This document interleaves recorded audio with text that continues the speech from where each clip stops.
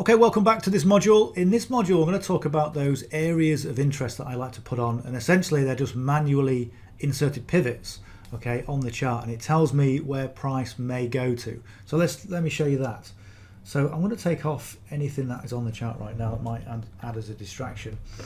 So if we look at where price is right now, we see we've got the cross on, okay. It's gone above the green trend line. So we might be looking at potential buys. Bearing in mind this is still the 15-minute, so if we're looking at taking buys, then we go on the 2-minute time frame and we get in on the 2 minutes. And the 2-minute really just zooms in and it gives us a bit more of an early warning signal or early warning system, if you like.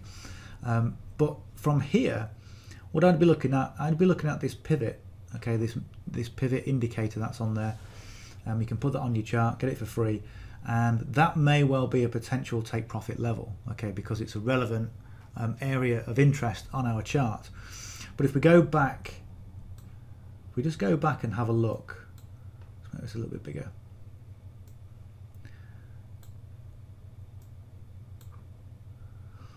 So we go back and have a look and see what we've got on the chart, okay. So if we're going somewhere around here, so we've got the ruler. Okay, so to that, from where price is right now, all the way up to the pivot is 20 pips. Okay, so you might be thinking, well, what have we got in the way of that 20 pips? What areas have we got? What areas might things resist on? And if we go back, all the way back to here, let's have a look at this area here.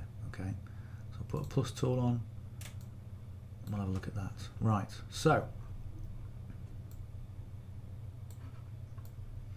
So here, obviously, we've got some imbalance. If we look at the previous module, you'll know that that area between that wick and that wick is imbalanced, so that's relevant. Okay, but where have we got below this pivot line? Okay, so where has price previously gone to? Okay, so let's have a look at this. What I like to do is get my horizontal ray on. Okay, and you can grab it from there as well. These are just saved in my favorites. And if we look at this area here. There. Okay, so price has tapped it there, has tapped it there. Okay, price has tapped it all the way along. Okay, price came down to there. Maybe this is a bit bigger so you can see it. You've got all these different taps. Okay, so this is an area, and what I tend to do as well is just, you can sometimes play with it, just so you get it kind of as accurate as you can. I think there would be good because you've got these taps. Okay. So that's an important area of interest. And above the pivot line, okay, so you see how price has come down, it's touched the pivot line, it's resisted on the pivot line there and then broken through and then come back and then it's resisted again. These lines are all relevant. And one of the things I will say is that when you put your trend lines on for the Crossfire, or when you look at the pivots, which is this beige line, or when you put your own pivots on as areas of interest, when price starts to respect that line, that's when you can have more confidence in that line is in the right position. And this is one of the questions I used to ask. I used to ask, the people that were teaching me, well, okay, you put a line on there, but how do you know that line's in the right place? And that's exactly it. The price respects the line. Okay. So if you look at above the line here, so price right now is on this pivot. So it's gone to the pivot, and it's what price is going to do. It's going to resist on that line, so it's going to respect the line for quite some time. You can see how that little dashed line is going up and down a little bit. That's the current price. But the next line that we've got, okay, so we'll put the horizontal ray on. So if we go up a little bit, where did price go to? Well, it kind of hit about there, look. See that? In fact, there. So looking left, look at there. The wick came down, touched it, okay, touched it, touched it, touched it, touched it to there, okay, broke through, but it touched, okay. And what we'll see is that when we go back to the line, or when we go back to the price, we're going to start to see price respecting these trend lines, or respecting these horizontal rays that we've just put on, because they're, and look, you can see, no, touch there, okay. Touched it all the way through, came down to it, touched it, came back through, touched it again. Now the line is now offering resistance for the buy, and support for the sell.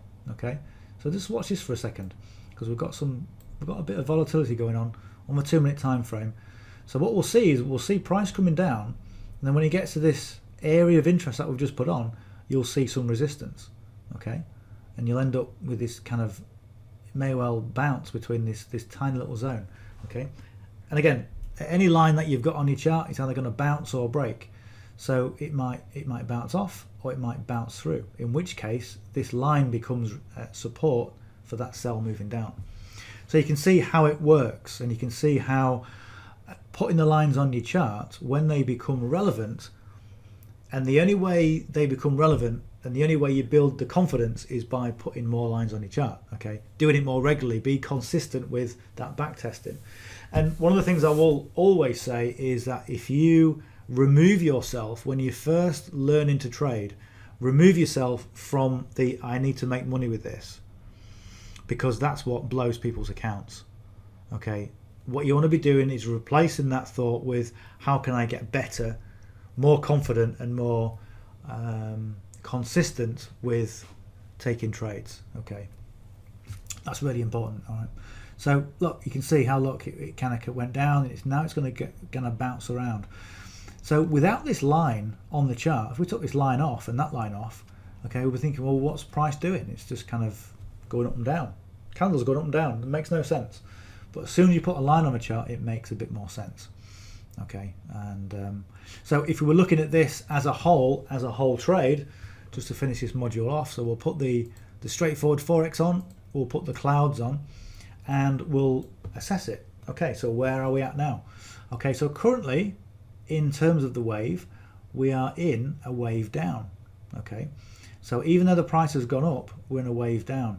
So what do? Well, we just take a step back. We're not really interested in getting a trade because things aren't really stacking up in our favor. Like the first probability stack, okay, is against us, so we just wait. All right, we're above the green trend line, okay, which is good. Okay, but also we're in a wave down, which is no good. Okay, also the PSARs, they're red. Okay, and what will happen, it takes the candle to come up to touch the green, to touch the red PSAR, to turn green, and then it will flip and it'll go below. Okay, so the probability stack is in our favor. Okay, but the wave down is not. The moving averages currently, you see the first two, the 5 and the 13, they kind of bunch together and they're all kind of a little bit nasty. What we want in terms of the moving averages, we want them all to be spread out, and we want them to be in order: 5, 13, 62, 200, in the order that the price is going in. Okay, and again, that gives us a more of an indication that the price is going in our direction. And also the Wadarata, if you go back to the previous modules, you'll see about the Wadarata. And currently the price right now is inside of the dead zone, and the explosion line is right on that dead zone. So that, again, that's telling us there's no real volume, stay out. Okay, even though we've got this price action going up, we're still going to stay out of this trade. Okay, and that's really what we do. We look at price action, we look at the lines, and we put all these stacks of information together, these probability stacks, and we make a decision based on what we see. Okay, and it all comes with time and repetition. Okay, in the next module, I'm going to be talking about our take profit levels and what we look at in terms of stop losses and take profits. We'll see you on the next module.